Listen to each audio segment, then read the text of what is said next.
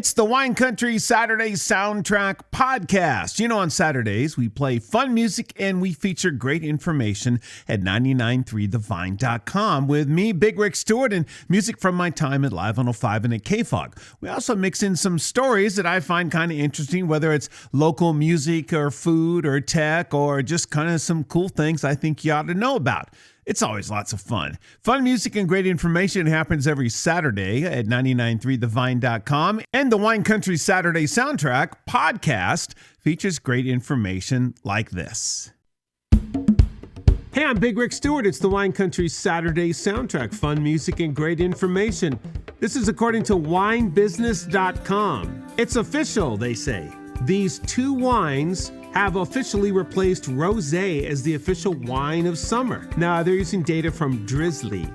They reported an uptick in sales of lighter-bodied, chillable red wines. You might have heard that phrase, a chillable red wine. So what are those? Well, in this case, it's Gamay and Lambrusco. All right, so this data goes back to 2020, and they've been kind of following this. Also, Barbera experienced a 16% increase. What's this all about? All right, well, first of all, Lambrusco. I love Lambrusco. I'm like a huge fan. It's super affordable. It's a slightly fizzy red wine from Italy. It's very light and it's very delicious, and the colder the better, and it goes with everything, and it goes with nothing. It goes with an empty glass. I love Lambrusco, so that's one. But this article is really talking about Barbera. And Barbera is a delicious red wine really associated with the Piedmont region of northern Italy, but it's not based on a place. It's named after a grape. So you can find it in California, and you can find it in Australia and all over. Kind of a bright cherry with berry notes, making it a perfect choice to pair with grilled vegetables and to chill a little bit, a chillable red. And Barbera and pizza, can't go wrong with that. The other one they talk about is Gamay wines. They tend to be kind of fresh and low in tannins, also enjoying a slight chill, kind of goes with everything, and grown from Oregon and California and Australia, and they even make some rosé out of that. Chillable reds. I like it, but I'm sticking to my Lambrusco.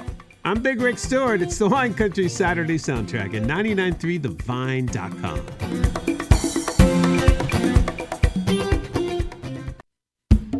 I'm Big Rick Stewart. It's the Wine Country Saturday Soundtrack. Thanks for hanging out with me. We got all kinds of things going on today, and if you hop online and you have a little bit of money to spend, okay, like a lot of money, you can have maybe like one of the greatest collections of Napa Valley wines ever offered in one shot. Well, I mean, there's different auction lots available. I'm talking about California Only Online, featuring a private library collection of Screaming Eagle and other Napa classics offered by Christies. Christies.com, where you can see all information on all these lots and more. I mean, there's just a ton of Napa Valley wines. They say it features their largest ever single owner collection of Screaming Eagle to appear at auction. Over 20 vintages of Screaming Eagle, including rare magnums. But wait, there's more. 10 vintages of Scarecrow are being offered in 3-bottle original cases. Multiple vintages of Opus 1. Other big Napa Valley, Northern California names on the list are Dunn, Joseph Phelps, Harlan, Ridge, Silver Oak. How about a 1951 BV Georges de la Tour? A 1951. Wow. From Southern Central California, Sine Qua Non have a bunch of offers there as well. Some collectors somewhere collected lots of great Napa Valley wines. In the mix, a large format of Groth Reserve Cabernet. They have a 1985, both in 6-liter and 3-liter. How about a rare case of Magnums from Stag's Leap, Cask 23, 1985, among the all-time highest rated wines of California.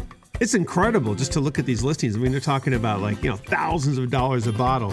Multiple offerings in 2 and 3 bottle sets. Christies.com for more information. And click on the stories link to see the story of Screaming Eagle. Pretty cool. I'm Big Rick Stewart. I'm not going to be able to afford any of this. It's the Wine Country Saturday Soundtrack. 993thevine.com.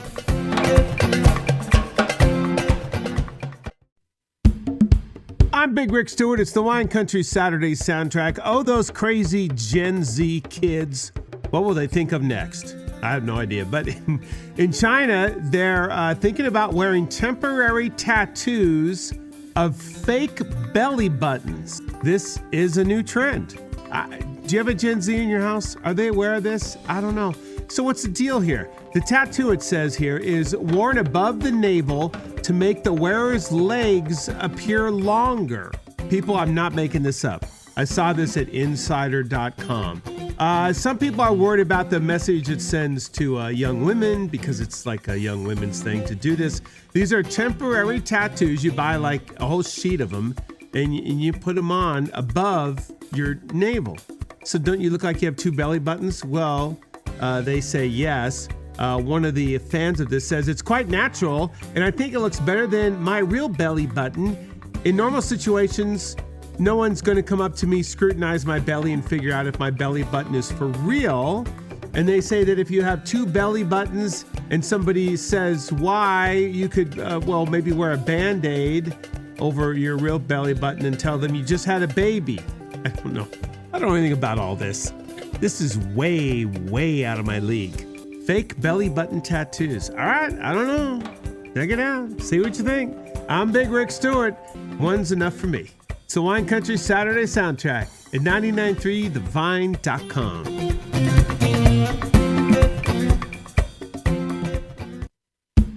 It's the Wine Country Saturday soundtrack. Fun music and great information and helpful information from the Press Democrat from Ferndale. That's the home of Guy Fieri from Food Network and all the TV shows and everything. Guy's going to bring together 30 of his famous chef friends to Sonoma County for a big star-studded Maui fundraiser. Of course, you are invited. Guy's going to host the event. There'll be music and, of course, tons of food, live auctions, all kinds of chef meet and greets, and who knows what else. I mean, Guy's a fun party guy. Wouldn't you like to go to a party thrown by Guy Fieri? Come on.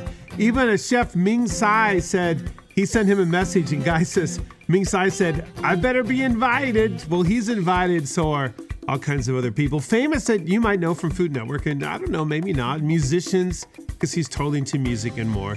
The star-studded gathering is going to include a 15-course dinner with all the music and wine and meet and greets. The cost is going to be $2,500 per person, and a limited number of 5,000 tickets are going to include an all-access pass to the kitchen, because everybody likes hanging out in the kitchen, right? And it all goes to Maui survivors and Maui rebuilding and Maui fundraising efforts, which is a great cause. And get more information at GuyFieriFoundation.org, and you can find out more details there. It's going to be held at a yet unannounced Sonoma County winery that can hold this many people and have an event like this. Sounds like lots of fun. It's happening October 21st. Get your tickets and have a great time. I'm Big Rick Stewart. It's the Wine Country Saturday soundtrack at 993thevine.com. Hey, I'm Big Rick Stewart. It's the Wine Country Saturday soundtrack. Fun music and great information. Party alert! Party at the museum. What? Who wants to go to a party museum? Come on. Oh, no. This is at the Napa Valley Museum in Yountville, and it's part of their current summer display, which is really super fun. Tiki Dreams, from faraway fantasy to pop culture phenomenon. The Great California Road Trip, 1962. This is really awesome. A nostalgic look back at travel by car in California. You know, the crazy road stops and the food that you might have eaten had you gone on a road trip in 1962. Great California memories. And all that is on display at the Napa Valley Museum. And on Saturday, September 16th, are you ready? They're kind of going to tie all this together with an endless summer bash.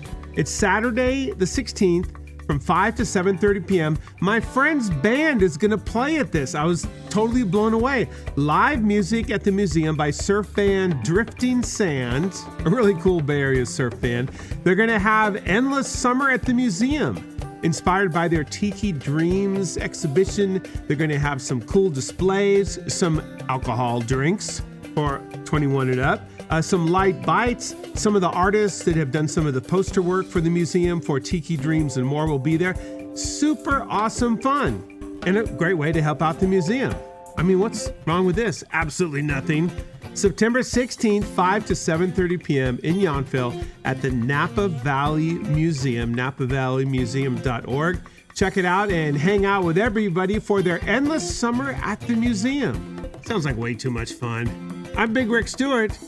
It's 993thevine.com.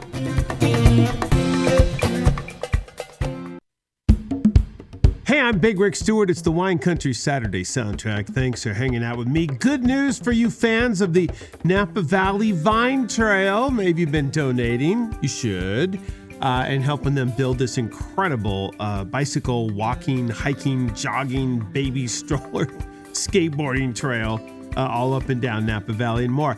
In Vallejo, they recently broke ground on a portion of the Napa Valley Vine Trail with some, local politicians, elected officials, and the board president, Chuck McMinn of the Napa Valley Vine Trail. He is also the founder. They got together and broke ground, and the Vallejo mayor enjoys riding bicycles and says he even thinks there should be a race in Vallejo with potential to bring in thousands of people. He wants to kind of have special events. Okay, that's cool. The Vallejo portion is going to be 5 miles, and it's going to connect to American Canyon. That connects to Napa, and that connects to everything else. The Vallejo portion of the trail should be completed by this time next year. Now you might be wondering, well, what else are they doing? Aren't they doing something up in Calistoga? Yeah, they're getting close to being done. The Calistoga Depot to Pratt Avenue section of the trail is 8.2 miles, should be open in November. Eventually, you can ride from Calistoga to the ferry boats down in Vallejo. That is going to be awesome. Thanks for everything everyone's doing that's involved with the Vine Trail. I love it. I'm Big Rick Stewart. It's the Wine Country Saturday soundtrack at 993thevine.com. Well, those are some stories that I have featured on the Wine Country Saturday soundtrack. Tune in at 8 a.m. every Saturday at 993thevine.com. I'm Big Rick Stewart here. Music from my days at Live 105 and K-Fog, some current songs, lots of surprises and more. It's always lots of fun. We have a 10 at 10, a Beatles brunch at noon. It happens all day. The Wine Country Saturday soundtrack and the Wine Country Saturday soundtrack podcast. Tell your friends, and thanks for listening to this podcast, and thanks for checking out 993thevine.com.